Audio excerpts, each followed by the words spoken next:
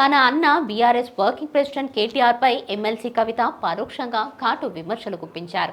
మీడియాతో నిర్వహించిన చిట్ చాట్లో సంచలన వ్యాఖ్యలు చేశారామె. తాను జైల్లో ఉన్నప్పుడు బీజేపీలో బీఆర్ఎస్ ను విలీనం చేయాలని అనుకున్నారని ఆమె అన్నారు. అయితే తాను అడ్డుగా నిలిచానని ఆమె పేర్కొన్నారు. 25 ఏళ్లుగా తాను కేసీఆర్ కు లేఖలు రాస్తున్నట్లు కవిత తెలిపారు. లేఖలు చదివి వాటిని తన తండ్రి చించేస్తూ ఉంటారని ఆమె అన్నారు. కానీ ఇప్పుడు లేఖ ఎలా లీక్ అయిందని ప్రశ్నించినందుకు ఆడబిడ్డ అయిన తనపై పెయిడ్ ఆర్టిస్టులతో రాజకీయ దాడి చేయిస్తున్నారని కేటీఆర్ పై పరోక్ష వ్యాఖ్యలు చేశారు.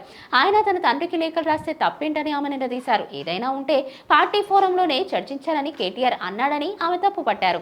పార్టీ ఫోరంలో ఏముందని మాట్లాడాలని, అందుకే బయటే తన అభిప్రాయాన్ని చెప్తున్నట్లు కవిత పేర్కొనడం ద్వారా బీఆర్ఎస్ వర్కింగ్ ప్రెసిడెంట్ ను ధిక్కరించినట్లయింది. కాంగ్రెస్ లో కవిత చేరుతున్నారన్న ప్రచారంపై కూడా ఆమె స్పందించారు. 2013లో మాత్రమే కాంగ్రెస్ తో మాట్లాడారని, ఆ తర్వాత ఎప్పుడూ లేదన్నారు. ఆయన కాంగ్రెస్ పార్టీ మునిగిపోయే నావా అని ఆమె అన్నారు. పార్టీ ఫోరంలో మాట్లాడాలని నీతులు చెప్పే అర్హత కేటీఆర్ కు లేదని ఆమె పరోక్షంగా అన్నారు. కేసీఆర్ కు కాళేశ్వరం ప్రాజెక్టు విషయంలో నోటీసులు ఇస్తే ట్విట్టర్లో స్పందించి ఊరుకుంటే సరిపోతుందా అని ఆమె ప్రశ్నించారు. కేవలం ట్విట్టర్కే పరిమితమైతే సరిపోతుందా అని కేటీఆర్ ను ఆమె నిలదీశారు.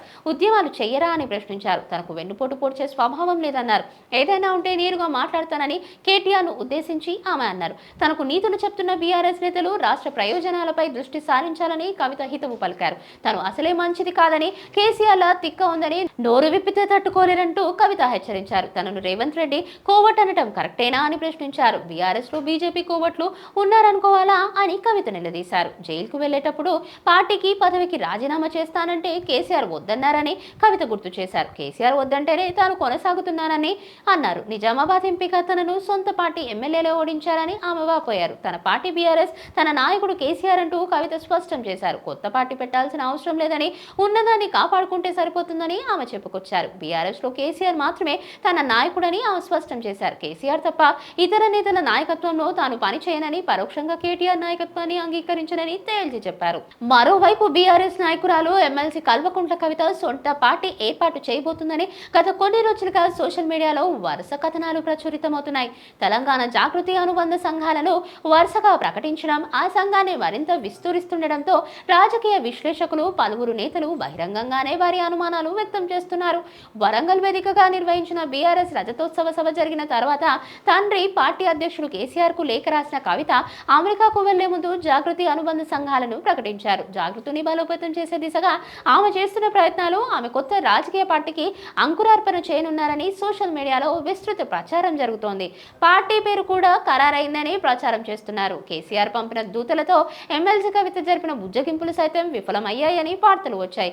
జూన్ 2వ తేదీన తెలంగాణ ఆవిర్భావ దినోత్సవ సందర్భంగా కవిత పార్టీ ప్రకటన ఉంటుందని ప్రస్తుతం నెట్టింట్ల వార్తలు హల్చల్ చేస్తున్నాయి. తాజాగా ఈ కథనాలపై ఎమ్మెల్సీ కవిత స్పందించారు.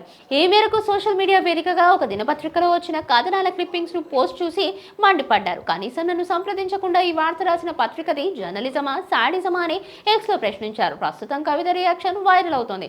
కవిత పోస్ట్ పై ఆ పత్రికా ప్రతినిధుల రియాక్షన్ ఎలా ఉంటుందో అని రాజకీయ వర్గాల్లో ఆసక్తి నెలకొంది.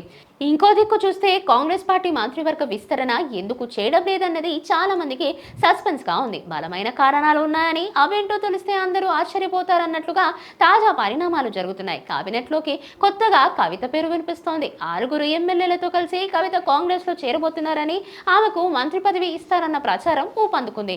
కవిత కాంగ్రెస్ హైకమాండ్ ముందు ప్రతిపాదనలు పెట్టిందన్న ప్రచారం జరిగింది. ఓ పత్రిక ఈ మేరకు కథనం రాసింది. దాన్ని కవిత ఖండించలేదు. కనీసం తన వివరణ అడగలేదని కోపగించుకున్నారు. జర్నలిజం కాదు, సాడిజం అన్నారు. అంతా చెప్పారు, కానీ ఆ స్టోరీలో నిజం లేదని మాత్రం అనలేదు. దాంతో ఆ పత్రిక మరింత సమాచారం అందించింది. కవిత 6 ఎమ్మెల్యేలతో కాంగ్రెస్ లో చేరే ప్రతిపాదన పెట్టారు. దానికి మంత్రి పదవి ఆఫర్ తీసుకున్నారు. అన్ని వైపుల నుంచి గ్రీన్ సిగ్నల్ వచ్చిందని ఆ కథనం సారాంశం. కాగా భారత రాష్ట్ర సమితిలో అసలు ప్రాధాన్యత లేదని కవిత భావిస్తున్నారు. నిజానికి ఆమెను రాజకీయాల నుంచి వైదొలగాలని ఒత్తిడి చేస్తున్నారు. అది సాధ్యమయ్యే పని కాదు. అందుకే తన దారి తాను చూసుకోవాలనుకుంటున్నారు. నేరుగా ముఖ్యమంత్రి కావడం కష్టం కాబట్టి మంత్రి పదవి ఆశలు పెట్టుకుని ఉండవచ్చు. ఎందుకంటే భారత రాష్ట్ర సమితిలో కూడా ఎప్పటికీ మంత్రి ఛాన్స్ రాదు. కేటీఆర్ సీఎం అయితే హరీష్ కు ఛాన్స్ వస్తుంది. కుటుంబ సభ్యులకు మరో పదవా అని పక్కన పెడతారు. కేటీఆర్ మరో పవర్ సెంటర్ కు ఛాన్స్ ఇవ్వరు. ఎలా చూసినా బీఆర్ఎస్ లో ఆమె ప్రాధాన్యం తక్కువే. ఈ నేపథ్యంలో నేపథ్యంలో కవిత కాంగ్రెస్ వైపు చూస్తుందనే వార్తలు వస్తున్నాయి. అయితే కవిత కాంగ్రెస్ పార్టీలో చేరడం అంటే కాస్త భిన్నంగా ఉంటుంది. నిజానికి బీఆర్ఎస్ ను కాంగ్రెస్ లో విలీనం చేయాల్సి ఉంది. కానీ కేసీఆర్ మోసం చేశారన్న ఆగ్రహం కాంగ్రెస్ హైకమాండ్ లో ఉంది. ఇప్పుడు కవితను చేర్చుకోవడం ద్వారా కేసీఆర్ కు టిట్ ఫర్ టాట్ సమాధానం ఇచ్చినట్లవుతుందన్న అభిప్రాయం ఉంది. చూడాలి మరి తెలంగాణ రాజకీయాలు ఏ మలుపు తిరగనున్నాయో. Please subscribe to the channel and download the Politicos app from the links in the description.